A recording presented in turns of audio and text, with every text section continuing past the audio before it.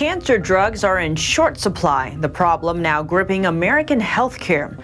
To help, the Food and Drugs Administration greenlighting a cancer drug from China. Some applaud the decision, while others warn that Beijing could use medicines as a weapon against the U.S. by withholding supplies or selling drugs that lack effective ingredients. What do you think? Let us know below and subscribe if you haven't already. This program is brought to you by Preserve Gold, the #1 precious metals IRA provider. Call 855-962-3322.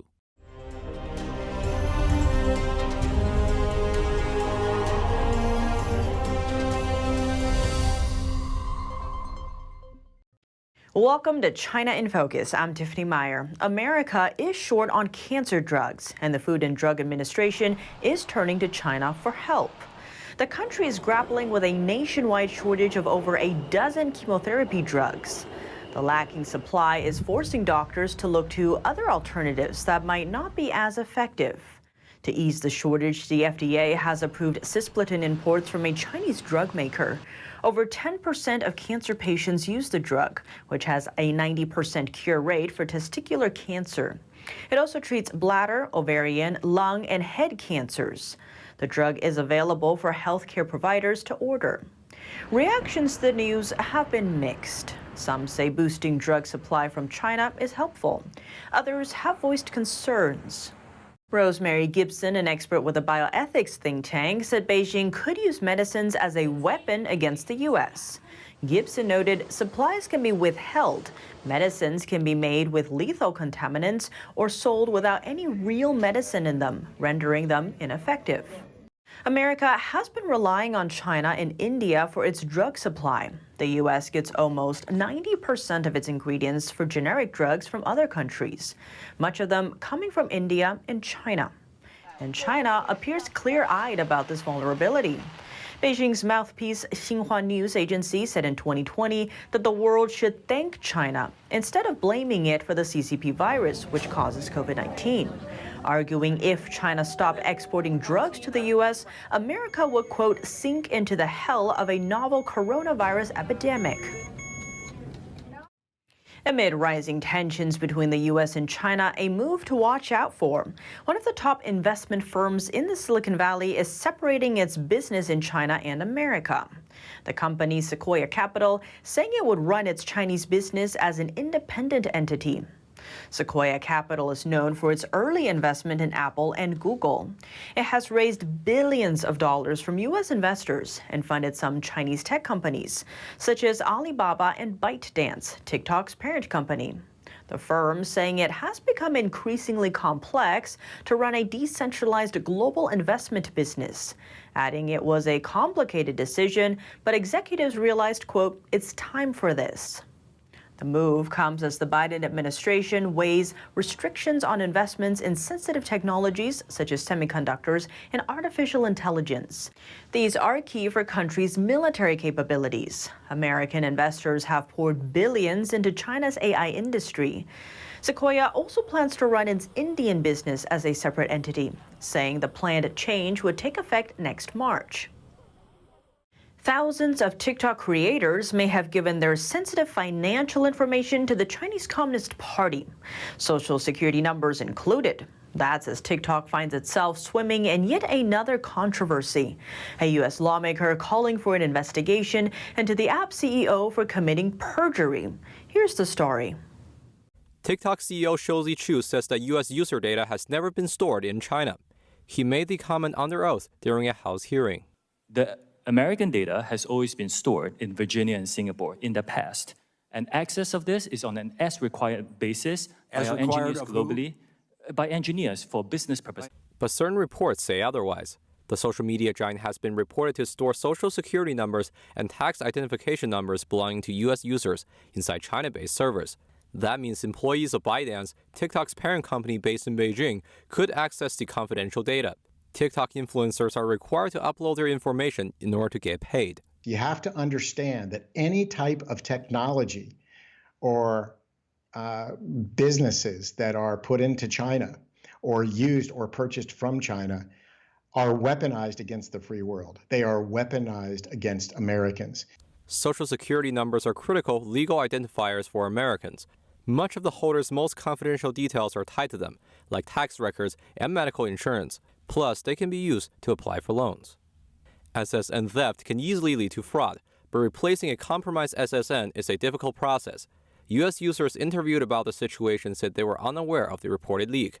One social media star, Zach Fairhurst, told Forbes that American user data should only be stored in the U.S. On the other hand, another TikTok influencer expressed that she sees TikTok's benefits as outweighing its risks. Data security violation is a major threat to national security, as the highly sensitive information can be weaponized. The problem also spans beyond U.S. soil. A former executive at ByteDance told the Wall Street Journal that the company has been targeting activists in Hong Kong since 2018 by using similar personal information. A major visit to China is back on the books for U.S. Secretary of State Antony Blinken. An official says he's setting off for China in the coming weeks, nearly half a year after scrapping a planned trip there. That decision was made over the Chinese spy balloon incident, when an unmanned craft flew over the continental U.S., plus 3 sites linked to America's nuclear arsenal. The report of Blinken's new trip comes as Washington works to reestablish communication with Beijing, especially defense talks, and after President Joe Biden described a thaw in relations between the world's largest economies. Disputes between them range from Beijing's military activity in the South China Sea to its human rights record, intellectual property theft, and Taiwan. The island is democratically governed by its own constitution, while the Chinese regime claims the island as its territory, despite never having ruled it. The officials spoke on condition of anonymity and didn't give details of the timing of Blinken's trip. The State Department also declined to confirm any plans. Deputy spokesman Vedant Patel noting that have no travel for the secretary to announce. As was said previously, the visit to the People's Republic of China will be rescheduled when conditions allow. Japan and South Korea scrambled fighter jets on Tuesday. That's as China and Russia held a joint air drill on Tuesday. South Korea said Chinese and Russian military aircraft entered its air defense zone. Japan said Chinese and Russian bombers flew into the Sea of Japan. China's defense ministry said the patrol is part of the annual cooperation.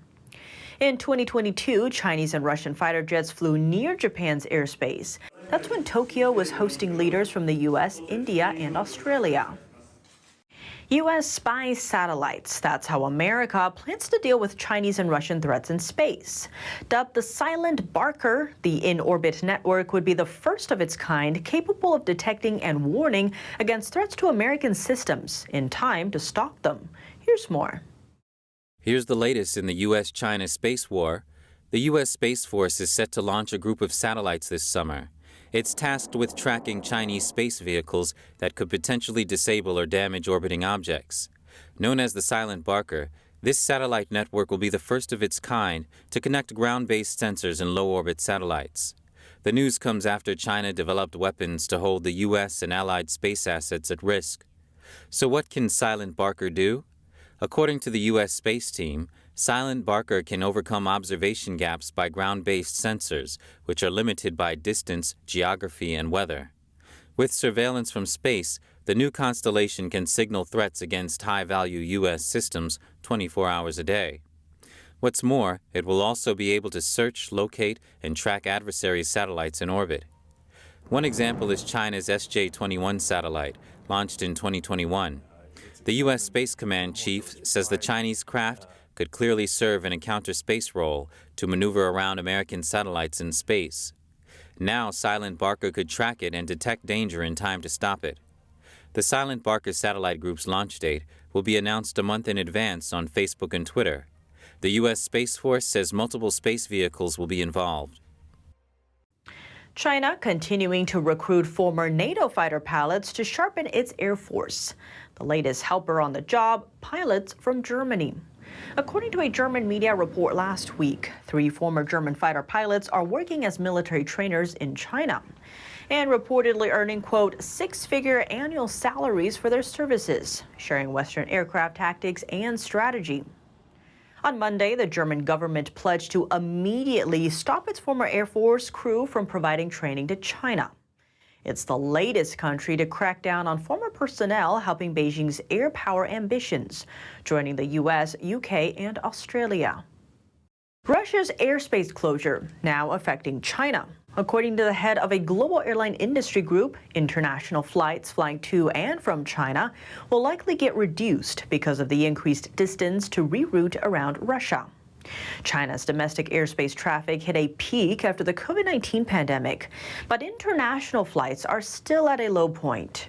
As tensions escalate between Beijing and Washington, the amount of airlines traveling back and forth between the two nations remains at a mere 6% of 2019 levels.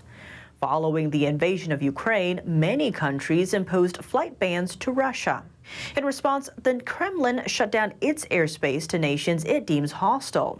But some U.S. and European airline companies complain that Chinese carriers are gaining an upper hand, saying their access to Russian airspace saves them fuel, costs, and flight time. On the contrary, Delta, United, and American Airlines say that the airspace ban is costing them $2 billion annually. Food prices like bread and pasta could be on the rise, a disaster hitting farms in China's Henan province, dubbed as the country's granary. That means the world's biggest wheat consumer may see more grain imports, pushing up global wheat prices. 2 weeks of continuous rain in the region have soaked wheat fields, and roughly 20% of China's bumper crop is expected to feel the impacts. Let's take a closer look. Staring out at his sodden land, this Chinese farmer says his battered wheat is not even worth harvesting anymore. He's one of many farmers now struggling in the country's central Henan province after weeks of heavy rains. The wheat harvest, the weather is not giving us a good harvest. Farmers are working very hard this year. All the wheat crops have sprouted. People are also very anxious. Henan produces around a third of the country's wheat. The unusually heavy rains are causing the wheat to sprout early, often producing lower quality flour unfit for humans. At the same time, the rains are delaying the harvest. Compared with 90% this time last year, state media reported only 3/4 of Henan's crop had been harvested. According to farmer Chen, there's also a shortage of machinery needed for the harvest. The rains have also impacted neighboring provinces like Anhui, Shaanxi, and Shandong. The government has urged, quote, extraordinary measures to address the crisis and has ordered state grain buyers to purchase lower quality wheat at above market prices. Imports of wheat into China are already going up. To make up for the loss, Darren Friedrichs of a consulting firm based in Shanghai says China, the world's largest wheat consumer, may have to bump up grain imports. That potential bump in China's wheat import would come as the El Niño weather pattern is set to sharply reduce wheat output this year in Australia, another major producer, and as the ongoing war in Ukraine continues to curb Australia's grain exports. That's all for today's China in Focus on YouTube. We're now sharing a shortened version of our program here after being demonetized for 2 years. Here's what to look out for in our second half. Possible danger ahead, attacks by China on U.S. soil. In the past 2 decades, Beijing has developed a capable, invisible army, and it's made of cyber hackers. The regime sponsors hundreds of thousands of them to hack critical American infrastructure and harvest intelligence. The U.S. Navy in Guam is the latest victim. What's on China's hacking to-do list? And how can the U.S. protect itself in cyberspace? We hear from an expert on technology and cybersecurity, Andrew Sternke, for more. We as the public always have to make sure that our own personal cybersecurity is up, because you never know what people are going to use that for to get into other larger organizations. The full episode is available on our partner platform, Epoch TV. To sign up, click the link down below. Thanks for watching China in Focus. I'm Tiffany Meyer. See you tomorrow.